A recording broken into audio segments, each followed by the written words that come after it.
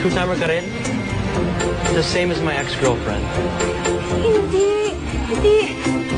Miss ko lang siya. Hindi ko alam kung ba't sinasabi niyang girlfriend niya ako. Huwag kang maniwala. Please, huwag kang maniwala, ha? No. Boyfriend ako ni Samson. Hindi ko siya boyfriend! Bakit hindi ka bibili? Hoy, bumalik ka dito, ha? Hihintayin kita. Murang-mura ang mga gulay ko. At... Sonia, Mrs. Brenda, kailangan mag-usap tayong dalawa. Wait.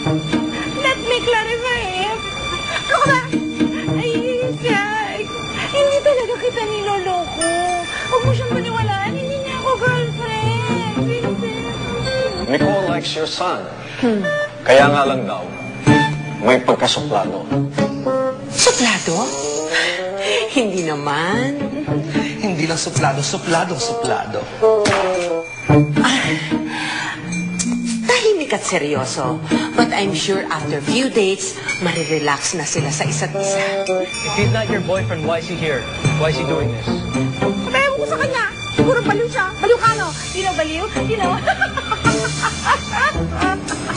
Ano ka ba? Girlfriend ko si Samson at kaya kong patunayan niya. Huh? Baka naman may ibang dinedate yung anak mo. Wala, no? Si Nicole lang ang babae sa buhay ni Cyrus.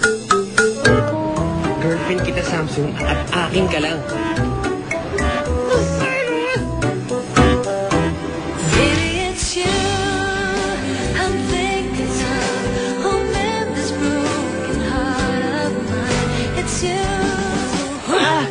Samson naman, ba't ka nagagalit? Blind date lang naman yun, ah. Palibhasa.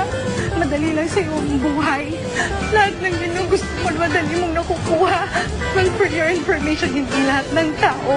Kasi swerte mo. Ayoko na kita makita. Humarap ka na ng panibago mong chef. I quit! Ano ba nangyari sa babae yun? Saan naman natulog yun?